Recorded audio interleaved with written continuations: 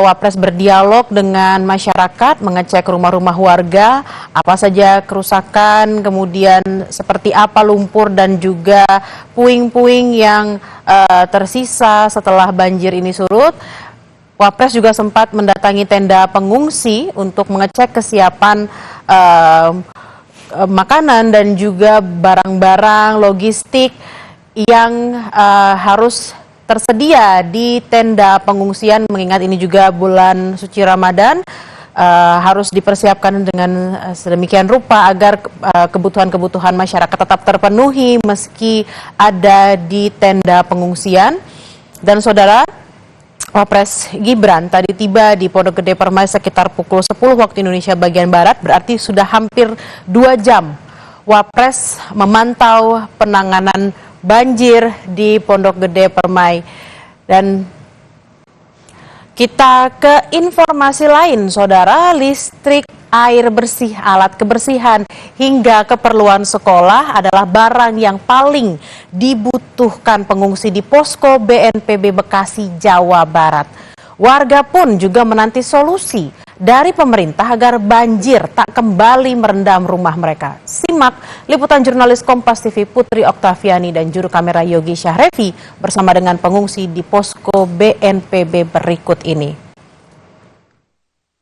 Saudara, penanganan banjir di kawasan Jati Asih Bekasi salah satunya adalah di perumahan Pondok Gede Permai. Dan saat ini warga dari perumahan Pondok Gede Permai ini beberapa sudah ada yang kembali ke rumah, tetapi juga masih ada yang bertahan di posko pengungsian. Seperti yang dilihat di belakang saya, ini masih ada warga yang bertahan di sini karena rumah mereka masih ada yang tergenang banjir ataupun mereka masih menunggu untuk kebutuhannya bisa terpenuhi.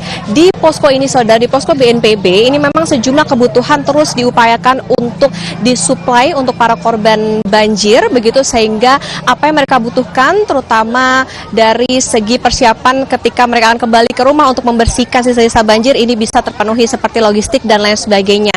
Tadi menurut informasi memang untuk kebutuhan logistik relatif sudah terpenuhi, juga sudah ada dapur umum yang disiapkan untuk memenuhi kebutuhan masyarakat akan makanan, begitu, tetapi memang yang masih dibutuhkan saat ini adalah masih menunggu bagaimana ketersediaan air bersih maupun juga listrik di rumah mereka. Dan saya akan berbincang dengan salah satu pengungsi yang berada di posko pengungsian BNPB ini, yaitu dengan Ibu Eka. Ibu Eka, permisi dengan Okta Kompas TV. Ibu sudah di posko pengungsian ini sejak hari apa, Bu? Sejak hari, kan kejadian tanggal 3, aku kesininya tanggal 4.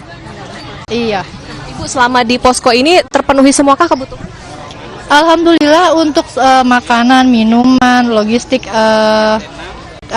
alas tidur dan segala macam terpenuhi. Cuman memang agak kekurangannya itu air bersih ya. Jadi kalau kita ke kamar mandi itu agak kurang untuk air bersihnya gitu. Ibu tinggal di RW atau RT berapa? Di RT 9 RW 10. RT 9 RW 10 itu banjirnya ketinggian berapa, Bu?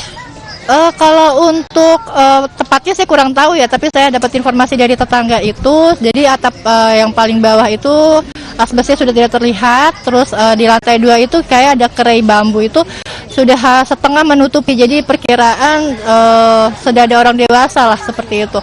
Jadi lebih parah dari tahun 2020 kemarin. Ibu sendiri tinggal di Pondok Gede Permai ini sudah dari tahun berapa? Kemudian kalau melihat banjir yang tahun ini seperti apa, Bu? Saya sejak menikah di tahun 2006, saya tinggal di sini. Jujur untuk yang paling parah itu 2025. Dari 2020 itu banjir terakhir hanya sampai di BNPB saja airnya. Tapi pas tahun 2025 itu air sudah sampai ke pertigaan Cipendawa. Jadi air udah cukup tinggi gitu. Kalau tahun 2020 di lantai 2 tetap kena sepinggang. Mungkin di 2025 ini bisa jadi lebih dari sepinggang, itu sekitar 5 meteran lah. Ibu Eka di sini di pengungsian bersama dengan anak-anak ya, Bu ya, bersama dengan keluarga. Apa yang sangat dibutuhkan terutama untuk anak-anak? Berarti tidak sekolah dulu ya, Bu ya, atau libur ini? Iya benar. Kalau misalkan untuk kebutuhan sih ya, untuk alat sekolah sih kemungkinan tidak terselamatkan ya untuk karena memang kita packing, kita bawa alat-alat itu di atas, ternyata atas itu kena gitu. Jadi ya pasti alat sekolah, perlengkapan sekolah seperti seragam atau seperti sepatu, ya itu udah mungkin tidak terselamatkan lagi gitu. Jadi ya butuhnya itu alat tulis, perlengkapan sekolah, peralatan sekolah gitu. Sudah sangat dibutuhkan tentu ketika kembali ke rumah, listrik dan juga air bersih. Iya betul, pasca banjir itu banyak banget yang kita butuhkan Mbak, kayak alat kebersihan, kayak air bersih. Kalau misalkan listrik pun nyala, kita belum tentu langsung bisa nyalain air Mbak gitu. Jadi otomatis kita butuh bantuan air bersih gitu, entah dari damkar atau dari mana. Yang penting kita butuh air bersih dulu untuk bisa membersihkan lumpurnya dulu. Jadi kalau misalkan jangan sampai nunggu kering, karena kalau udah kering udah susah banget untuk dibersihkan gitu Mbak. Untuk sementara akan bertahan dulu ya Bu ya di sini ya? Iya, insya Allah kayaknya akan bertahan dulu sampai istilahnya benar-benar aman gitu Mbak. Baik, Ibu Eka, terima kasih. Kami doakan tentunya segera tertangani dengan baik ya Bu ya. Nanti proses pembersihannya juga dengan cepat. Semoga Ibu dan keluarga juga sudah bisa kembali beraktivitas dengan normal kembali. Terima kasih Ibu Eka. Ya, itu tadi saudara perbincangan kami dengan salah satu pengungsi, yaitu Ibu Eka, di mana dia sangat mengeluhkan bagaimana kondisi banjir yang kerap kali terjadi. Ini tentu harus menjadi catatan pemerintah bahwa para pengungsi ini sangat membutuhkan bantuan, tidak hanya ketika mereka berada di posko pengungsian, tetapi ketika mereka kembali ke rumah, bagaimana penanganan bantuan dari pemerintah setempat untuk pembersihan maupun juga listrik, juga air, dan juga tentunya kebutuhan ketika mereka memiliki anak. Nah, ini yang tentu harus diperhatikan oleh pemerintah setempat agar masyarakat bisa kembali beraktivitas dengan normal dan ada solusi agar banjir tidak lagi terjadi seperti yang terjadi di tahun ini. Putri Oktaviani, Yogi Syahrevi, Kompas TV, Bekasi, Jawa Barat.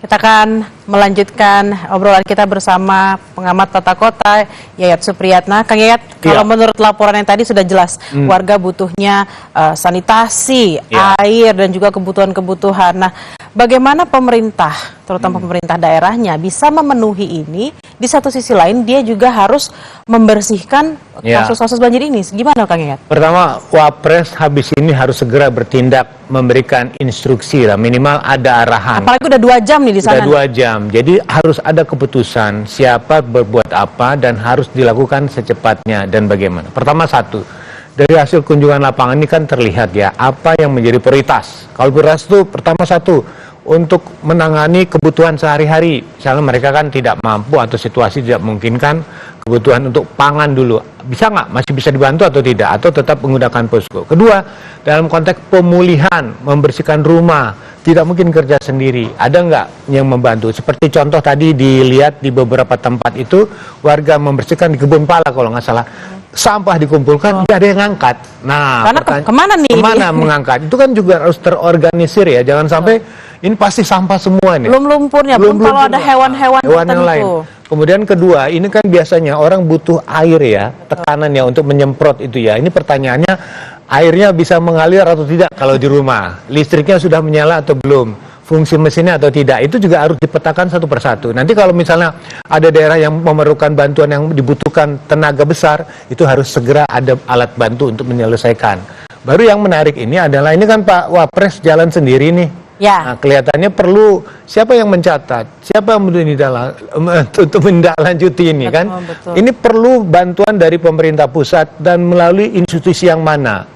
Jadi dari sini kan yang terlihat koordinasinya lebih jelas. Lebih jelas. Jadi dalam konteks ini harusnya nanti ada rencana PU akan berbuat apa, di Kementerian Sosial berbuat apa, Kementerian Kesehatan harus berbuat apa. Jadi peta ruang itu harus terlihat dengan aksi-aksi yang memang bisa membantu mempercepat mereka pulih. Ketika pemerintah hadir, rakyat percaya diri bahwa kami dibantu dan kami diperhatikan. Kalau bekerja sendiri mungkin agak berat dalam situasi kondisi yang terjadi sekarang ini. Itu lagi-lagi bagaimana komunikasi dan juga koordinasi sangat dibutuhkan untuk menangani kasus-kasus banjir, terutama untuk banjir di Bekasi, karena kita lihat memang Wapres sangat intens sekali. Ya, satu lagi kan kita juga harus antisipasi informasi dari BMKG, kemungkinan akan terjadi potensi curah hujan yang masih meningkat hingga tanggal 11 itu tadi. Betul. Apakah ada tetap dengan TMC modifikasi atau tetap kita lakukan upaya-upaya percepatan dulu? Ibaratnya jangan sampai 2 kali kena bencana begitu. Apakah mereka tetap harus di tenda pengungsian atau memang boleh pulang dulu atau seperti apa? Itu memang itu juga harus diantisipasi, karena sekali lagi kita kan tidak tahu hujan selanjutnya akan turun di mana. Ya kan?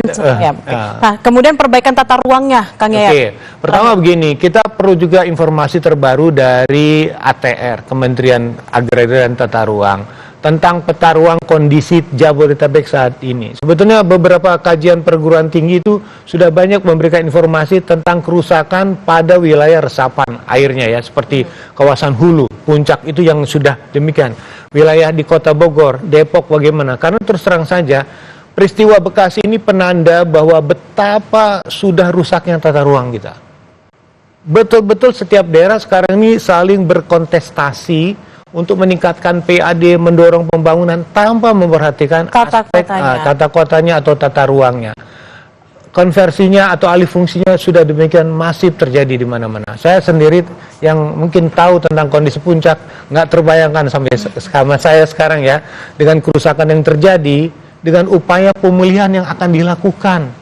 Ini panjang, kalau tidak sampai memulihkan kembali, ketika musim hujan terjadi, Akan kejadian lagi. kita CLBK, cucian lama belum kering, gini Cucian lagi, lama belum kering. begini lagi.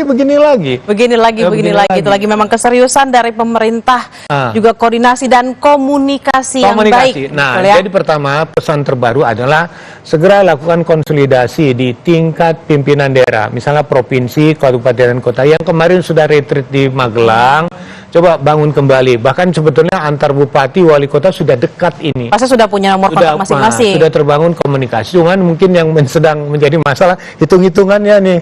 Anggarannya dari mana di tengah efisiensi yang dilakukan. Ini yang agak berat di sini.